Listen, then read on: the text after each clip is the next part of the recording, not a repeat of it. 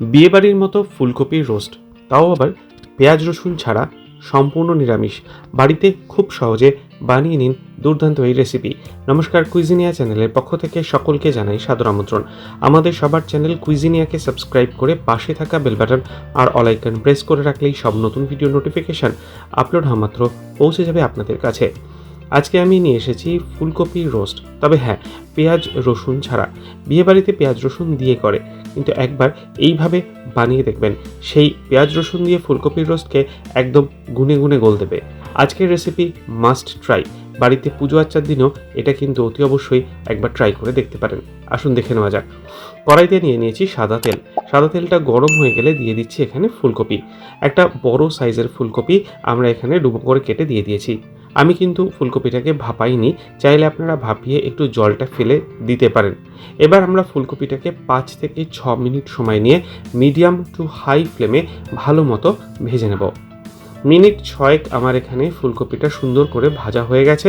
লালচে কালার আসার পরই ফুলকপিটা কিন্তু আমরা তেল থেকে তুলে নিচ্ছি। ফুলকপিটা এখানে আমাদের তেল থেকে তোলা হয়ে গেছে। এবার একটা আমরা এখানে বানাবো পেস্ট। তার জন্য মিক্সি জারে 2 টিস্পুন পোস্ত নিয়েছি, তার সাথে নিয়েছি 10টা মতো কাজু বাদাম, গোটা কাজু বাদাম নিয়ে প্রথমে শুকনো অবস্থায় এই জিনিস দুটোকে আমরা গুঁড়ো করে নিচ্ছি। দুটো জিনিসকে গুঁড়ো করা হয়ে গেছে। এরপরেতে দিয়ে দিচ্ছি 1 ইঞ্চি পরিমাণ আদা ছোট ছোট টুকরো করে কেটে, দিচ্ছি একটা কাঁচা লঙ্কা আর তার সাথে 1/4 কাপ পরিমাণ জল। এবার এই সমস্ত জিনিসগুলোকে নিয়ে একটা মিহি পেস্ট আমরা এখানে বানিয়ে রাখছি। এবার মূল রান্নাটা শুরু করার পালা। কড়াইতে আবারও নিয়ে নিয়েছি সাদা তেল। তেলটা গরম হলে দিয়ে দেবো একে একে ফোড়ন। প্রথমেই ছোট দারচিনির টুকরো, তার সাথে একটা শুকনো লঙ্কা, 3টে ছোট এলাচ, একটা তেজপাতা। ফোড়নটা যেই গরম হয়ে যাবে তখন আমরা ওর মধ্যে ওই মশলার পেস্টটা দিয়ে দিলাম সম্পূর্ণটা। দিয়ে মিনিট খানেক থেকে মিনিট 2 সময় নিয়ে মিডিয়াম ফ্লেমে প্রথমে আমরা এটাকে ভালো করে কষিয়ে নেব। এরপর এতে দিয়ে দিচ্ছি টক দই। 100 গ্রাম পরিমাণ টক দই আমরা এখানে অ্যাড করলাম। টক দইটা দিয়ে ফ্লেমটাকে অতি অবশ্যই একদম লোতে করে মিনিট 2 থেকে 3 কষিয়ে নেবেন। লোতে করবেন, না হলে কিন্তু টক দইটা ফেটে যাওয়ার প্রবণতা থাকে। এরপর এতে দিয়ে দেওয়া হচ্ছে স্বাদ অনুযায়ী নুন। নুনটাকে দিয়ে আরও একবার নেড়ে চেড়ে মিক্স করে নিলাম। দিয়ে দেবো এরপর 1/2 টিস্পুন পরিমাণ লাল লঙ্কার গুঁড়ো, 1 টিস্পুন পরিমাণ কাশ্মীরি লাল লঙ্কার গুঁড়ো, 1/4 টিস্পুন ধনে গুঁড়ো আর 1/2 টিস্পুন জিরে গুঁড়ো। ঝালটা আপনারা আপনাদের পছন্দ অনুযায়ী দিতে পারেন। এবার সমস্ত মশলাগুলোকে দিয়ে আবারও মিনিট খানেক থেকে মিনিট 2 সময় নিয়ে ভালো মতো কষিয়ে নেব।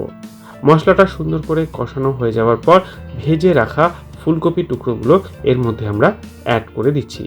ফুলকপির টুকরোগুলোকে দিয়ে আবারও মিনিট 2 সময় নিয়ে মিডিয়াম টু হাই ফ্লেমে মশলার সাথে ভালো মতো ফুলকপির টুকরোগুলোকে আমরা কষিয়ে নিচ্ছি। এখনই কিন্তু দুর্দান্ত সুন্দর একটা স্মেল বেরোতে শুরু করেছে অলরেডি। ভালো মতো মশলা দিয়ে ফুলকপিটাকে আমাদের মিনিট 2 এখানে কষানো কিন্তু হয়ে গেছে। এরপর এতে আমরা দিয়ে দিচ্ছি 1/2 টিস্পুন পরিমাণ চিনি। চিনিটা অতি অবশ্যই দেবেন, নাহলে স্বাদটা কিন্তু ব্যালেন্স হয় না। চিনিটা দিয়ে নেড়ে চেড়ে মিক্স করে মিক্সির বাটিটাকে ধুয়ে দিয়ে দিচ্ছি 250 মিলিলিটার পরিমাণ জল। জলটাকে দিয়ে আরও একবার মিক্স করে নিচ্ছি। যেহেতু ফুলকপিটা সেদ্ধ নয়, সুতরাং একটু জল লাগবে বেশি। আর মাঝখানেও কিন্তু আমি ঢাকনা খুলে একবার জল দিয়েছি।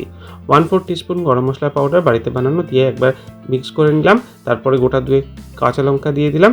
দিয়ে এটাকে আমরা রান্না করব 8 থেকে 10 মিনিট সময় নিয়ে। আর অতি অবশ্যই কিন্তু এটা হালকা একটু ঝোলঝোলই রাখবেন, একদম শুকিয়ে ফেলবেন না। ঠিক এরকমভাবে এটা মিনিট 10 হয়ে গেছে। ফুলকপি কিন্তু আমাদের একদম সুসিদ্ধ হয়ে গেছে। নামাবার আগে শেষ একটা জিনিস, সেটা হচ্ছে ঘি। 1 টিস্পুন পরিমাণ ঘিটা দিয়ে দিলাম, আর দিয়ে গ্যাসের ফ্লেমটা অফ করে ভালো মতো নেড়ে চেড়ে মিক্স করে নেওয়া হলো। তাহলে কিন্তু তৈরি হয়ে গেল সম্পূর্ণ নিরামিষ পেঁয়াজ রসুন ছাড়া ফুলকপির রোস্ট, একদম বিয়েবাড়ি স্টাইলে। বাড়িতে অতি অবশ্যই এই রেসিপিটা ট্রাই করুন। কমেন্টে জানান কেমন লাগলো খেয়ে। আর যদি ভালো লেগে থাকে বরাবরের মতো একটা লাইক এবং প্রচুর শেয়ার করতে ভুলবেন না যেন।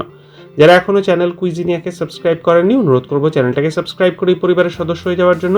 লাইফ ইজ প্রেশাস, গল্পে শেখালে কাল চ্যানেল দুটিকে সাবস্ক্রাইব করতে আজকে ভিডিও ডেসক্রিপশন বক্সের লিঙ্কটা প্লিজ চেক করে নেবেন।